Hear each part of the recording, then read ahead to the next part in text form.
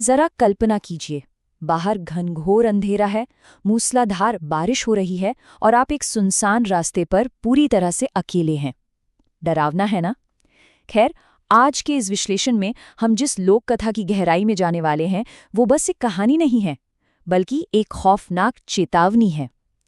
आज हम बात करेंगे मंगल चाचा और रामू की उस रोंगटे खड़े कर देने वाली रात की, जहां एक छोटी सी गलती ने मौत का ऐसा दरवाजा खोला जिसे फिर कभी बंद नहीं किया जा सका। तो दिल थाम कर बैठिए, क्योंकि ये सफर बहुत डरावना होने वाला है। अब सोचिए क्या होता है जब एक आम सी तूफानी रात अचानक मौत का खुला निमंत्रण बन जाए। काले डरावने बादल, बिजली की कान फाड़ देने वाली कड़क और बीच जंगल में फंसे दो मुसाफिर मंगल चाचा और रामू जो काशीपुर की ओर जा रहे थे। जब आसमान से आफत बरस रही हो तो कोई भी सिर छुपाने की जगह ढूंढता है ना। लेकिन कभी कभी जो चीज हमें एक सुरक्षित पनाहगाह लगती है, असल में वो एक ऐसा भयानक जाल होती है जहां से वापसी का कोई रास्ता नहीं होता।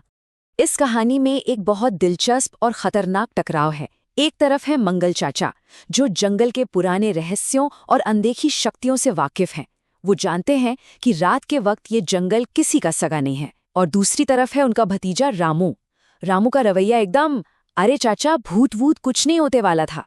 वो हद से ज्यादा घमंडी और इन चेतावनियों का मजाक उड़ाने वाला इंसान था। और लोक कथाओं में एक बात तो तय है दोस्तों, जब भी कोई इंसान अहंकार में आकर अनजान शक्तियों का मजाक उड़ाता है, तो वो असल में अपनी ही विनाश को न्योता दे रहा होता है। कीचड़ भरे रास्ते पर चलते चलते अचानक उन्हें दूर से एक चिलमिलाती हुई रोशनी दिखाई देती है। पास जाने पर पता चलता है कि वो एक पुरानी इमारत है, माधोपुर स्कूल। अब आप ही बताइए, बीच जंगल में जहां दूर दूर तक कोई आबादी नहीं है, वहां इस स्कूल का होना खतरे की घंटी नहीं है तो और क्या है। लेकिन तूफान इतना भयंकर था कि उन दोनों ने बिना सोचे समझे उस वीरान खंडहर नुमा जगह को अपनी शरण स्थली मान लिया। उन्हें लगा वो बच गए, लेकिन असल में उन्होंने खुद चलकर मौत के दरवाजे पर दस्तक दे दी थी। जैसे ही वो अंदर गए, नज़ारा देखकर वो हैरान रह गए। रात के उस पहर में कुछ बच्चे पढ़ रहे थे और एक बहुत ही दयालु से दिखने वाले मास्टर जी उन्हें पढ़ा रहे थे। मास्टर जी ने मुस्कुराकर कहा, ये स्कूल हमेशा मेहमानों के लिए खुला रहता है और जो यहाँ आता है वो कभी खाली हाथ नहीं जाता। सुनने में कितना अच्छा और स्वागत करने वाला लगता है ना? लेकिन जरा रुकिए, इस एक लाइन में जो खौफनाक मतलब छुपा था वो किसी के भी पसीने छुड़ा दे। खाली हाथ नहीं जाता का मतलब यहाँ मेहमानबाजी नहीं, बल्कि एक ऐसा श्राप था जिससे कोई जिंदा बचकर नहीं निकल सकता। उस अजीबोगरीब और रहस्यमयी माहौल में भी, जहां मास्टर जी की आंखों में एक अजीब सी खौफनाक चमक थी और वो बच्चे एकदम सुन्न होकर बैठे थे, रामू अपनी डींगे हाँकने से बाज नहीं आया।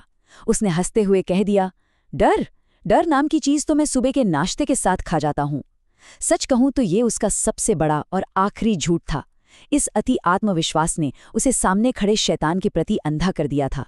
उसे लग रहा था वो माहौल को हल्का कर रहा है, पर असल में वो उन अनदेखी शक्तियों को चुनौती दे रहा था। फिर आती है अगली सुबह। तूफान थम चुका था और दोनों जाने के लिए तैयार थे। लेकिन जाते जाते उन बच्चों ने एक ऐसी बात कही जिसने मंगल चाचा के रोंगटे खड़े कर दिए।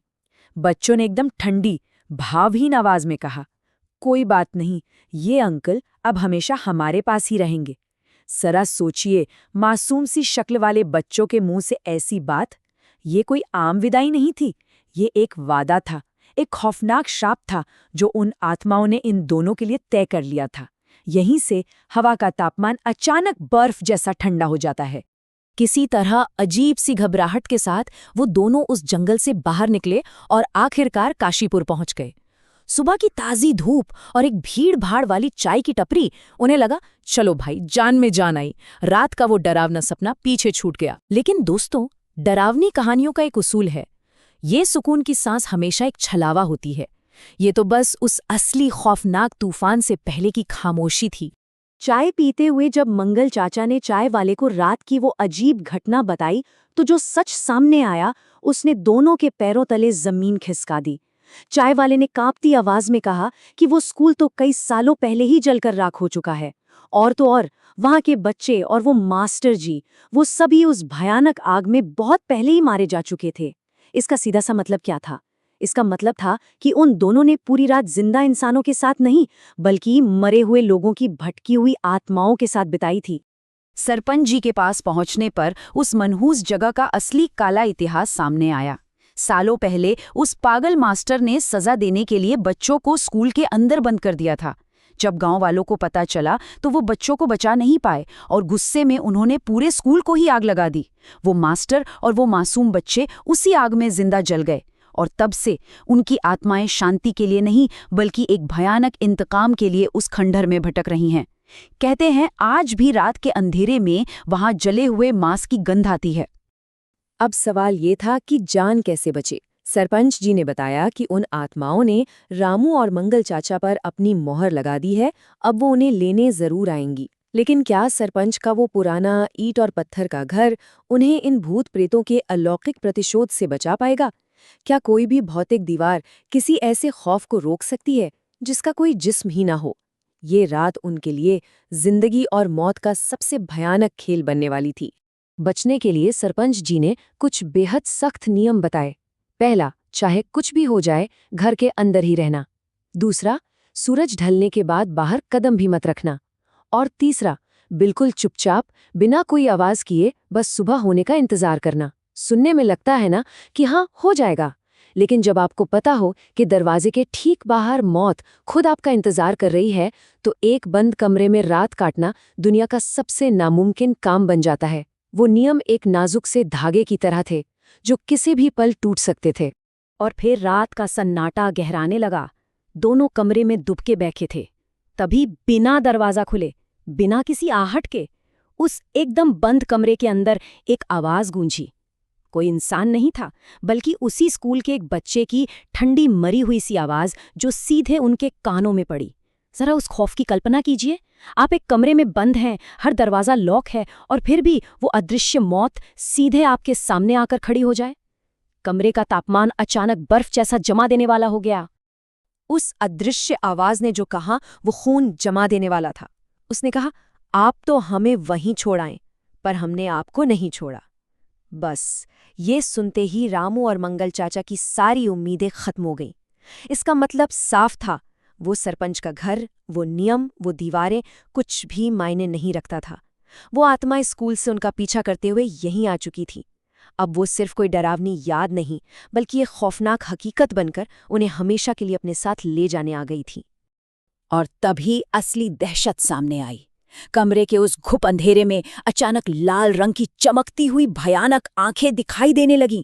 वो जो मासूम दिखने वाले बच्चे और दयालु मास्टर जी थे ना, वो अब अपने असली खौफनाक और शैतानी रूप में आ चुके थे। उनकी जली हुई सड़ी गली देह से असहनीय बदबू आ रही थी।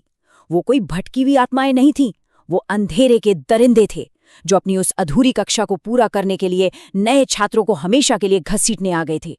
रामू और मंगल चाचा चीखते रहे, गिड़गिड़ाते रहे, माफी मांगते रहे, लेकिन उन लाल आंखों वाले शैतानों में कोई रहम नहीं था। उन्होंने दोनों को चारों ओर से घेर लिया और अपने उन ठंडे कंकाल जैसे हाथों से सिर्फ एक ही झटके में उस भयानक अंधेरे में खींच लिया। अगले दिन जब सरपंच ने दरवाजा खोला तो कमरा पूरी तरह से खाली था। उनकी चीखें उसी भूतिया स्कूल की जली हुई दीवारों में हमेशा के लिए दफन हो चुकी थीं। उनका वजूद ही मिट गया था। वो अब उस खौफनाक कक्षा का एक नया हिस्सा बन चुके थे। अगली सुबह जब ये खौफनाक खबर पूरे गांव में फैली तो हर कोई सिहर उठा।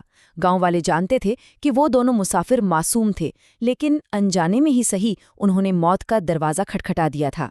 माधुपुर स्कूल को अब हमेशा के लिए एक शापित जगह घोषित कर दिया गया, एक ऐसी भुतौ जगह जो तूफानी रातों में आज भी जिंदा हो उठती है और भटके हुए अनजान मुसाफिरों को अपने उस अंधेरे जाल में फंसाती है जहां से वापस आने का रास्ता आज तक किसी को नहीं मिला।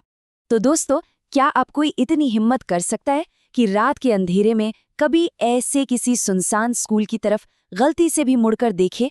अगर आपको इस खौफनाक कहानी के विश्लेषण ने डराया है और आपके रोंगटे खड़े किए हैं, तो बिना देर किए इस चैनल को अभी सब्सक्राइब करें और अपने दोस्तों के साथ इस डरावने वीडियो को शेयर जरूर करें। बेशक अगर आप में और उन्हें डराने की हिम्मत हो तो। सुरक्षित रहिए और हमेशा याद रखिए, हर चमकती हुई रोशनी कभी पनाह नहीं होती, कभी कभी वो मौत का छलावा भी हो सकती है। देखने के लिए शुक्रिया।